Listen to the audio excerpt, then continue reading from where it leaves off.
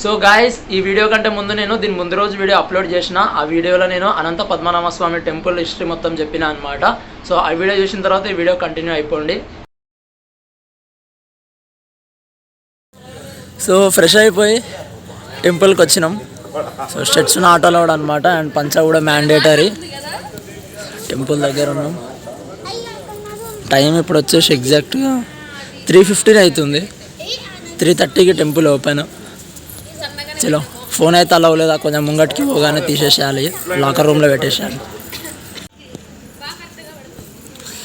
Strictly not allowed. వీడియోలు తీసుకుంటే దొరికితే తీసుకుపోయి వాళ్ళ దగ్గరనే పెట్టేసుకుంటారు ఇక.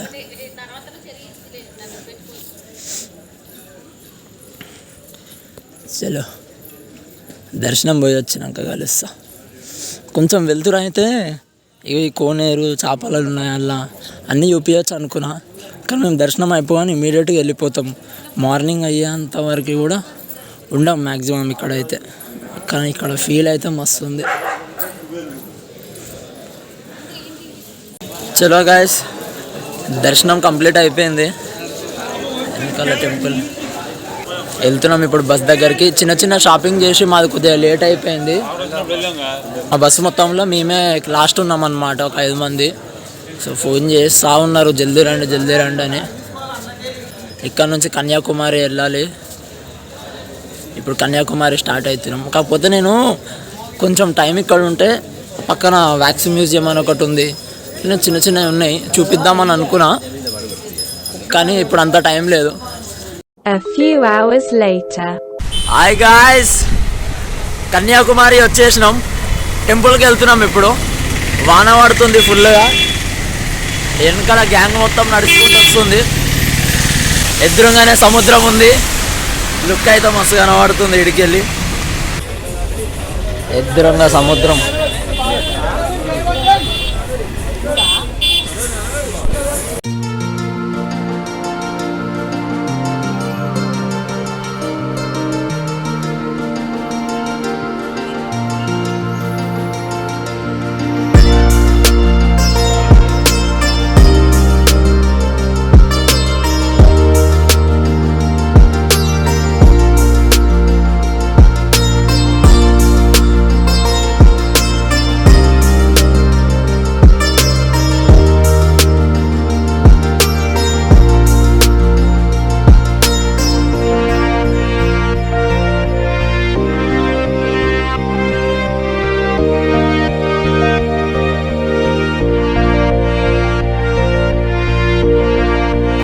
ఇప్పుడే దర్శనం అయిపోయింది.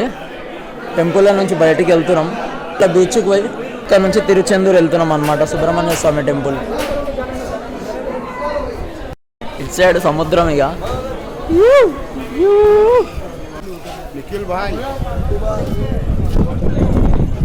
వావ్, చూడండి, ది ఎక్సలెంట్ వ్యూ పాయింట్. వా వా వా వా వా.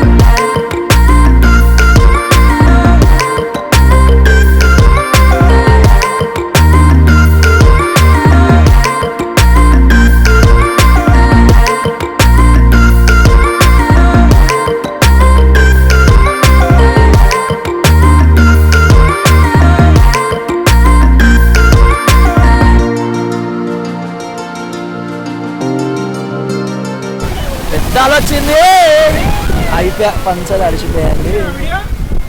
ఇక్కడ నుంచి స్టార్ట్ అవుతున్నాం. అంటే అందరు అక్కడ హోటల్ ఉన్నారంటే టిఫిన్ చేద్దామని చెప్పి వెళ్తున్నారు. అక్కడ టిఫిన్ చేసినాక మళ్ళీ ఇటు సైడ్ వస్తామో రామో డౌటే. ఇక్కడ ఫోటోలు వీడియోలు అయితే అయినాయి. ఒకసారి మంచిగా టైం పెట్టుకొని రావాలి, ఒక డే స్టే చేసేటట్టుగా అట్లా. సో ఈ గ్యాప్లో మేము ఇంకా తిరుచెందూరు కంప్లీట్ చేసుకొని మధురై అక్కడ దర్శనం కంప్లీట్ చేసుకొని రైల్వే స్టేషన్కి వెళ్ళాలి.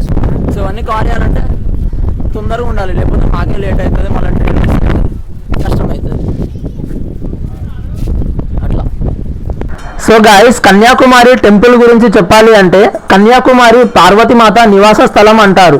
ఈ ఆలయానికి 3000 సంవత్సరాల చరిత్ర ఉంది. ఇక్కడ ఆలయంలో విగ్రహాన్ని కూడా పరశురాముడు ప్రతిష్ఠించాడు. ఇక ఇక్కడ చరిత్ర చూసుకుంటే పార్వతీమాత అవతారం కుమారీదేవి. ఆ ప్రాంతంలోనే బాణాసురుడు అనే అసురుడు రాజుగా ఉండేవాడు. బాణాసురుడు బ్రహ్మదేవుని దగ్గర ఒక్క కన్య చేతిలో తప్ప ఇంకా ఎవరి చేతిలో నాకు చావు ఉండకూడదు అని వరం సంపాదించుకున్నాడు. దేవుళ్ళనే ఓడించగల నన్ను ఒక్క కన్య ఏం చేస్తుంది అని అలా కోరుకుంటాడు. అప్పుడు పార్వతీమాత కుమారీదేవి అవతారం జన్మించింది. చిన్నప్పటి నుండే ఆవిడకి శివుడంటే చాలా భక్తి. అలాగే పెరిగి పెద్దయింది. శివుడిని పెళ్లి చేసుకుంటా అని నిర్ణయించుకొని శివుడి కోసం నిలబడే ఘోర తపస్సు చేసింది. కానీ శివుడు ప్రత్యక్షం అవ్వలేదు. ఇక ఒక రోజు కుమారీదేవి మర్నాడు సూర్యోదయంలోగా వివాహం చేసుకోవాలి, లేదంటే ఇలా కన్యగానే మిగిలిపోతాను అని ప్రతిజ్ఞ చేసింది. ఆ తపస్సు చూసిన శివుడు మర్నాడు సూర్యోదయం లోపు వెళ్ళి ఆమెని వివాహం చేసుకుందాం అనుకుంటాడు. కానీ శివుడు కుమారీదేవిని పెళ్లి చేసుకుంటే కన్య చేతుల్లో జరగాల్సిన బాణాసురుని చావు జరగదు. బాణాసురుని వధ జరగకపోతే లోకానికి ప్రమాదం. అందుకని కుమారీదేవికి శివుడికి వివాహం జరగకుండా చూడాలి అనుకుంటారు దేవతలు.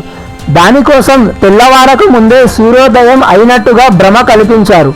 అందుకని సమయం మించిపోయింది అని శివుడు కుమారీదేవి దగ్గరకు వెళ్ళాడు. అనుకున్న సమయానికి శివుడు రాలేదని కుమారీదేవి వివాహానికి పెట్టుకున్న తలంబ్రాలు ఇతర వస్తువులు చెల్లాచెదురుగా విసిరేసి అలా కన్యగానే ఉండిపోయింది. ఆ తరువాత కుమారీదేవి బాణాసురుణ్ణి సంహరించి అక్కడనే కొలువుదీరింది. అలా కన్యగా అవతారం చాలించిన కుమారీదేవి పేరు మీదనే ఈ ప్రదేశానికి కన్యాకుమారి అని పేరు వచ్చింది.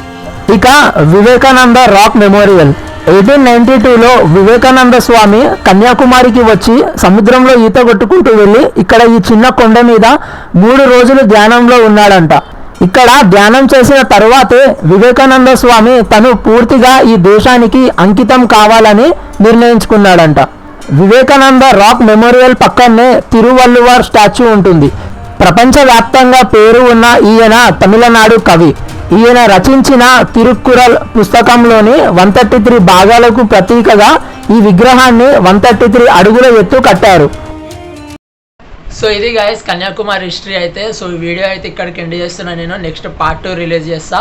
సో దాంట్లో వచ్చేసి మేము వివేకానంద రాక్ మెమోరియల్ దగ్గరికి వెళ్ళినాం, అది కవర్ చేస్తాం. అండ్ అట్లనే అక్కడ నుంచి మధురై వెళ్ళినుండే అనమాట. సో ఇదంతా నేను నెక్స్ట్ పార్ట్ 2లో చూపిస్తా. ఈ వీడియో అయితే ఇక్కడికి ఎండ్ చేస్తున్నా.